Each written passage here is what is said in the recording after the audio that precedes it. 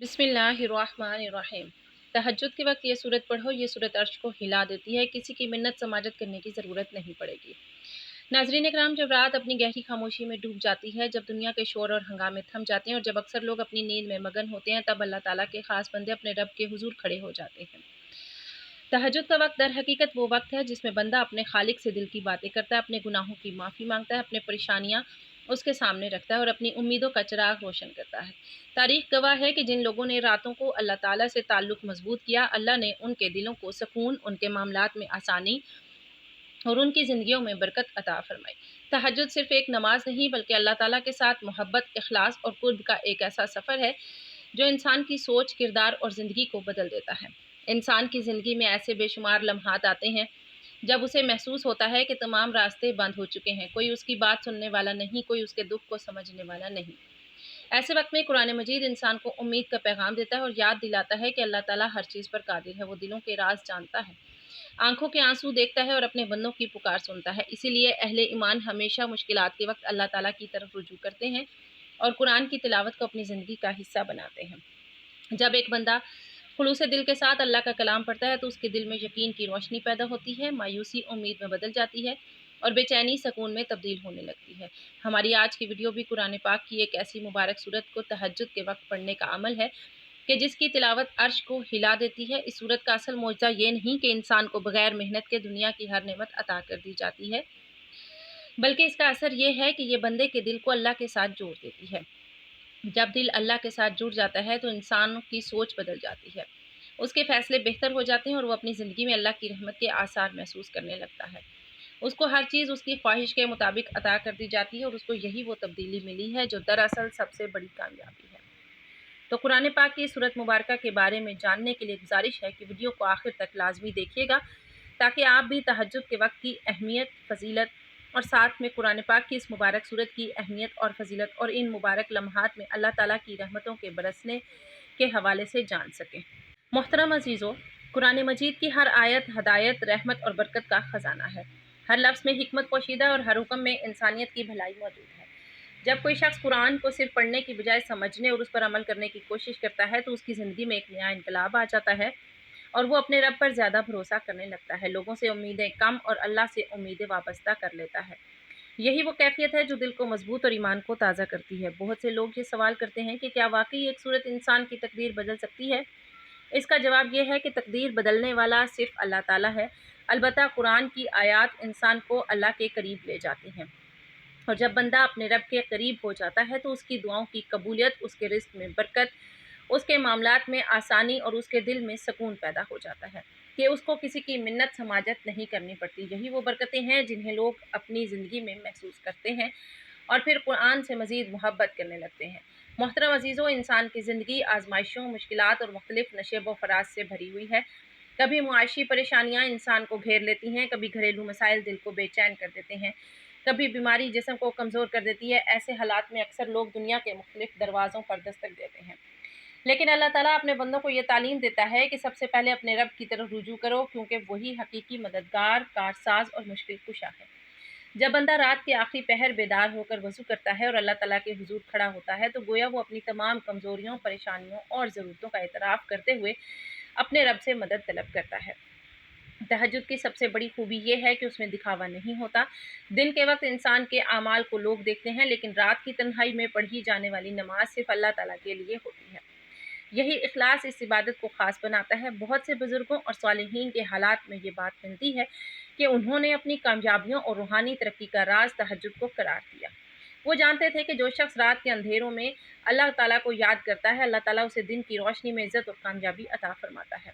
मोहतरम अज़ीज़ों, कुरान मजीद हमें बार बार उम्मीद, सब्र और अल्लाह पर भरोसे का दर्स देता है। जब इंसान कुरान की आयत पर गौर करता है तो उसे मालूम होता है कि अल्लाह ताला ने कभी अपने नेक बंदों को तन्हा नहीं छोड़ा। हज़रत इब्राहीम अलैहिस्सलाम को आग में डाला गया तो अल्लाह ताला ने आग को ठंडा कर दिया। हज़रत यूसुफ़ अलैहिस्सलाम को कुएं में फेंका गया तो अल्लाह ताला ने उन्हें मिस्र का हाकिम बना दिया। हज़रत मूसा अलैहिस्सलाम के सामने समंदर था और पीछे दुश्मन, लेकिन अल्लाह ताला ने समंदर में रास्ता पैदा फरमा दिया। ये तमाम वाक़यात हमें ये सबक देते हैं कि जब हालात नामुमकिन नज़र आएँ तब भी अल्लाह ताला की रहमत से नाउम्मीद नहीं होना चाहिए। اس لیے جب کوئی شخص تہجد کے وقت قرآن کی کوئی صورت محبت اور یقین کے ساتھ پڑھتا ہے تو اس کا اصل فائدہ یہ ہوتا ہے کہ اس کے دل میں امید زندہ ہو جاتی ہے۔ وہ سمجھنے لگتا ہے کہ میرا رب ہر چیز پر قادر ہے، وہ میری خاموش دعاؤں کو بھی جانتا ہے اور میرے دل کے رازوں سے بھی واقف ہے۔ یہ یقین انسان کو اندر سے مضبوط بنا دیتا ہے۔ بعض اوقات مسئلہ فوراً حل نہیں ہوتا، لیکن اللہ تعالیٰ بندے کو اتنا صبر، حوصلہ اور سکون عطا فرما دیتا ہے کہ وہ مشکل حالات کا سامنا آسانی سے کرنے لگتا ہے۔ محترم عزیزو، آج کے دور میں لوگوں کے پاس دنیا کی بہت سی سہولتیں موجود ہیں، لیکن دل کا سکون کم ہوتا جا رہا ہے۔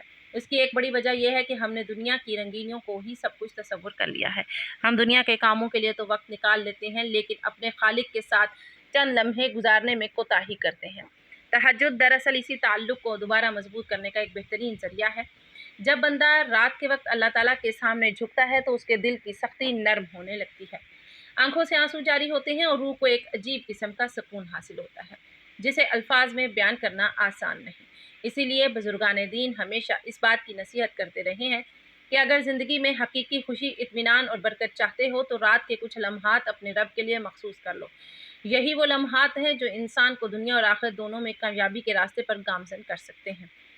اللہ تعالیٰ ہمیں بھی قرآن سے محبت، تہجد کی پابندی اور اخلاص کے ساتھ دعا کرنے کی توفیق عطا فرمائے، آمین۔ محترم عزیزو، جب ایک مومن تہجد کے وقت اپنے رب کے حضور کھڑا ہوتا ہے تو وہ صرف الفاظ ادا نہیں کرتا بلکہ اپنے دل کی کیفیت بھی اللہ تعالیٰ کے سامنے پیش کرتا ہے۔ یہی وجہ ہے کہ اہل ایمان ہمیشہ رات کی عبادت کو اپنی روحانی زندگی کا سرمایہ سمجھتے رہے ہیں۔ دن کے اوقات میں انسان مختلف ذمہ داریوں میں مصروف رہتا ہے، لیکن رات کے آخری پہر کی عبادت اسے اپنے خالق کے ساتھ ایک ایسا تعلق عطا کرتی ہے جو اس کے ایمان کو تازگی بخشتا ہے۔ اس وقت نہ کوئی دنیاوی شور ہوتا ہے اور نہ ہی لوگوں کی توجہ حاصل کرنے کی خواہش، بلکہ بندہ اور اس کا رب آمنے سامنے ہوتے ہیں۔ بعض اوقات انسان اپنی زندگی میں ایسی مشکلات کا سامنا کرتا ہے جن کا حل اسے کہیں نظر نہیں آتا۔ وہ ہر دروازہ کھٹکھٹا لیتا ہے، ہر تدبیر آزما لیتا ہے، مگر قرآن مجید انسان کو یہ سبق دیتا ہے کہ مایوسی مومن کا راستہ نہیں، اللہ تعالیٰ کی رحمت ہر چیز سے وسیع ہے اور وہ اپنے بندوں کے لیے وہاں سے راستے پیدا فرما دیتا ہے جہاں سے انہیں گمان بھی نہیں ہوتا۔ یہی یقین ایک مومن کی سب سے بڑی طاقت ہے، اور جب بندہ رات کے اس وقت قرآن پاک کی اس بابرکت صورت کی تلاوت کر لیتا ہے کہ جو صورت عرش کو ہلا دیتی ہے، تو اللہ تعالیٰ اس بابرکت وقت کے ذریعے اس انسان کے دل کو دنیا کی فکروں سے آزاد کر دیتا ہے اور اسے کسی کی منت سماجت کرنے کی ضرورت نہیں پڑتی۔ تہجد کا وقت ہی دراصل خود کو اللہ تعالیٰ کے سپرد کرنے کا وقت ہے۔ جب بندہ خشوع و خضوع کے ساتھ قرآن پاک کی تلاوت کرتا ہے تو اس کے دل پر اللہ کے کلام کا اثر ہونے لگتا ہے۔ قرآن پاک کی آیات اسے یاد دلاتی ہیں کہ دنیا کی زندگی عارضی ہے، اصل کامیابی اللہ تعالیٰ کی رضا حاصل کرنے میں ہے اور ہر مشکل کے بعد آسانی ضرور آتی ہے۔ یہ پیغام انسان کے اندر نئی امید پیدا کرتا ہے اور اسے ہمت دیتا ہے کہ وہ صبر اور استقامت کے ساتھ اپنی زندگی کا سفر جاری رکھے۔ تاریخ میں ایسے بے شمار واقعات ملتے ہیں جن میں لوگوں نے اللہ تعالیٰ پر مکمل بھروسہ کیا اور پھر اس کی مدد کو اپنی زندگی میں واضح طور پر محسوس کیا۔ یہ مدد کبھی دل کے سکون کی صورت میں ملی، کبھی کسی غیر متوقع آسانی کی شکل میں اور کبھی ایسی نعمتوں کی صورت میں جن کا انہوں نے تصور بھی نہیں کیا تھا۔ یہی وجہ ہے کہ اللہ والے ہمیشہ دعا، ذکر اور قرآن کی تلاوت کو اپنی زندگی کا اہم حصہ بناتے تھے۔ وہ جانتے تھے کہ اصل دولت مال و دولت نہیں بلکہ اللہ تعالیٰ کا قرب ہے۔ محترم عزیزو، ہمیں یہ بھی یاد رکھنا چاہیے کہ قرآن مجید کو صرف حاجات پوری ہونے کے لیے نہیں پڑھنا چاہیے بلکہ اسے اللہ تعالیٰ کی رضا حاصل کرنے اور اپنی اصلاح کے لیے پڑھنا چاہیے۔ جب انسان کا مقصد اللہ کی خوشنودی بن جاتا ہے تو دنیاوی معاملات میں بھی برکت پیدا ہونے لگتی ہے، اس کی سوچ مثبت ہو جاتی ہے، اس کے اخلاق بہتر ہو جاتے ہیں اور وہ دوسروں کے لیے بھی خیر اور بھلائی کا ذریعہ بن جاتا ہے۔ آج کے دور میں بہت سے لوگ ذہنی دباؤ، بے چینی اور مایوسی کا شکار ہیں۔ ایسے حالات میں قرآن کریم کی تلاوت اور تہجد کی عبادت انسان کے لیے ایک عظیم نعمت بن سکتی ہے۔ جب بندہ رات کے سکون میں اللہ کا نام لیتا ہے اور اس کے کلام کو پڑھتا ہے تو اس کے دل سے خوف اور اضطراب کم ہونے لگتا ہے۔ اسے محسوس ہوتا ہے کہ وہ اکیلا نہیں بلکہ ایک ایسی ذات اس کے ساتھ ہے جو ہر چیز پر قادر ہے، جو اس کی دعاؤں کو سنتی ہے اور جو اپنے بندوں سے 70 ماؤں سے زیادہ محبت کرتی ہے۔ اسی یقین اور امید کے ساتھ ہمیں قرآن پاک کی طرف رجوع کرنا چاہیے، کیونکہ یہی وہ کتاب ہے جو اندھیروں میں روشنی، مایوسی میں امید اور پریشانی میں سکون عطا کرتی ہے۔ اللہ تعالیٰ ہمیں قرآن کو سمجھنے، اس پر عمل کرنے اور اپنی زندگی کو اس کی تعلیمات کے مطابق ڈھالنے کی توفیق عطا فرمائے، آمین۔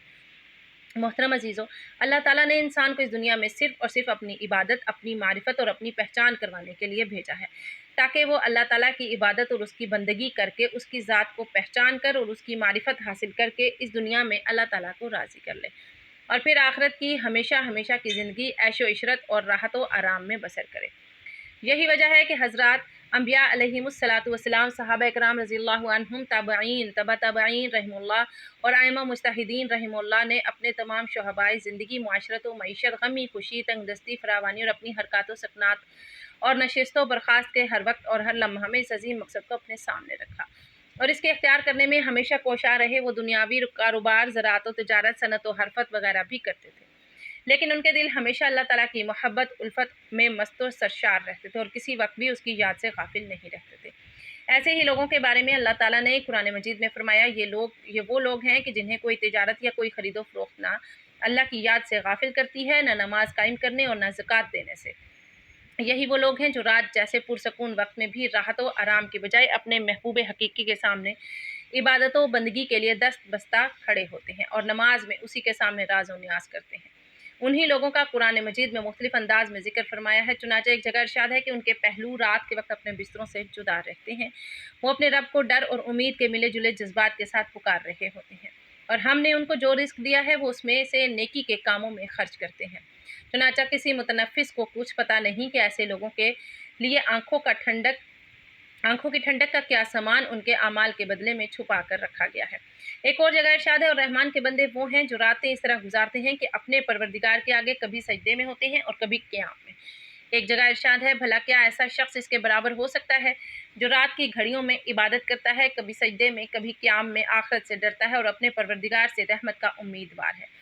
کہو کہ کیا وہ جانتے ہیں اور جو نہیں جانتے سب برابر ہیں۔ ایک دوسری جگہ فرماتے ہیں، اور رات کے کچھ حصے میں تہجد پڑھا کرو جو تمہارے لیے ایک اضافی عبادت ہے، امید ہے کہ تمہارا پروردگار تمہیں مقام محمود تک پہنچائے گا۔ اسی طرح احادیث مبارکہ میں بھی تہجد کی نماز پڑھنے کے بے شمار فضائل اور مختلف قسم کی ترغیبات وارد ہوئی ہیں۔ چنانچہ حضرت عبداللہ بن سلام رضی اللہ تعالیٰ عنہ فرماتے ہیں کہ جب حضور اقدس صلی اللہ علیہ وآلہ وسلم مدینہ منورہ تشریف لائے تو لوگ آپ صلی اللہ علیہ وآلہ وسلم کی طرف دوڑنے لگے اور کہنے لگے کہ میں بھی لوگوں کے ساتھ آیا تاکہ دیکھوں کہ واقعی آپ صلی اللہ علیہ وآلہ وسلم نبی ہیں یا نہیں۔ میں نے آپ صلی اللہ علیہ وآلہ وسلم کا چہرہ مبارک دیکھ کر کہا، یہ چہرہ جھوٹے شخص کا نہیں ہو سکتا۔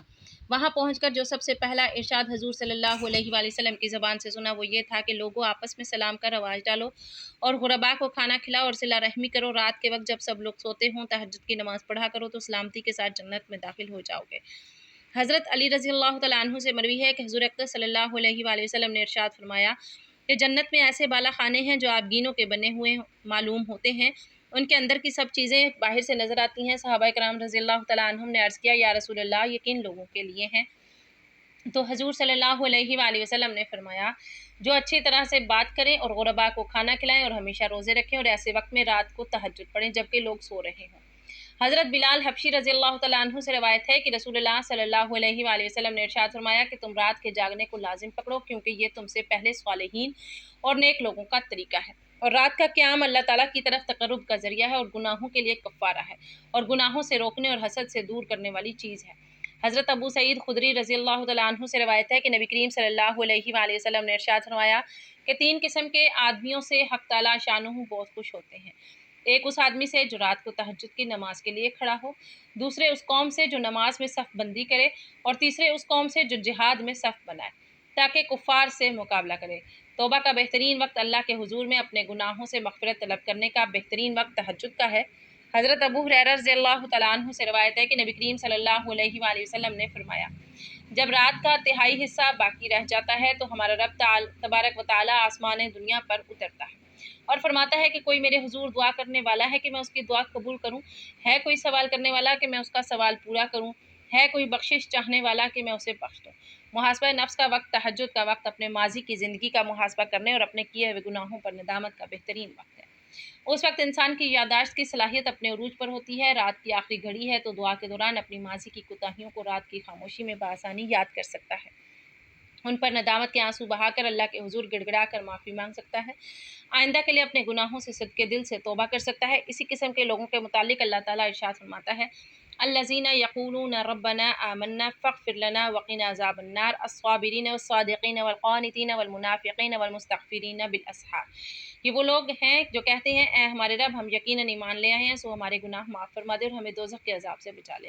یہ لوگ صبر کرنے والے ہیں اور قول و عمل میں سچائی والے ہیں اور ادب و اطاعت میں جھکنے والے ہیں اور اللہ کی راہ میں خرچ کرنے والے ہیں اور رات کے پچھلے پہر اٹھ کر اللہ سے معافی مانگنے والے ہیں۔ تو محترم عزیزوں، وقت کی نزاکت کو مد نظر رکھتے ہوئے چلتے ہیں عمل کی جانب اور آپ کو بتاتے ہیں کہ آپ نے تہجد کے وقت عرش کو ہلا دینے والی سورت کو کتنی تعداد اور کس ترتیب میں پڑھنا ہے کہ جس کے پڑھنے سے انسان کو کسی کی منت سماجت نہیں کرنی پڑتی، اس کا ہر کام خود بخود سنور جاتا ہے۔ تو آپ نے سب سے پہلے نماز تہجد ادا کر لینی ہے اور پھر اس کے بعد آپ نے حضور پاک صلی اللہ علیہ وآلہ وسلم کی ذات اقدس پر درود پاک کا نذرانہ پیش کرنا ہے۔ درود پاک آپ کوئی سا بھی پڑھ سکتے ہیں، ثواب کی نیت سے میرے ساتھ بھی درود پاک پڑھ لیں۔ اللہم صلی علی محمد وعلی آل محمد کما صلیت علی ابراہیم وعلی آل ابراہیم انک حمید مجید۔ اللہم بارک علی محمد وعلی آل محمد کما بارکت علی ابراہیم وعلی آل ابراہیم انک حمید مجید۔ درود پاک پڑھنے کے بعد آپ نے سبحان اللہ و بحمدہ سبحان اللہ العظیم کی ایک تسبیح پڑھ لینی ہے۔ یہ ایک تسبیح پڑھنے کے بعد آپ نے ہاتھوں کی انگلیوں پر یا تسبیح کے دانوں پر گن کر 21 مرتبہ سورۃ الاخلاص کی تلاوت کر لینی ہے۔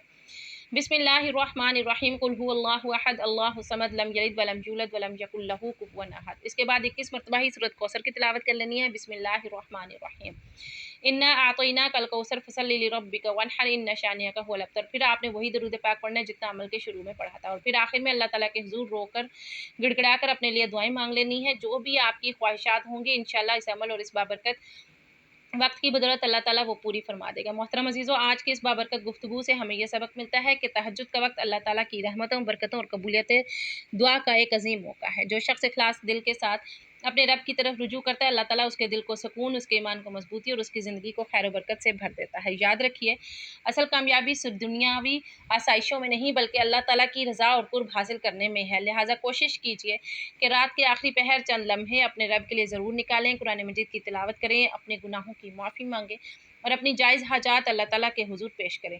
یقیناً وہی ذات دلوں کے حال جاننے والی، دعاؤں کو سننے والی اور بندوں پر بے حد مہربان ہے۔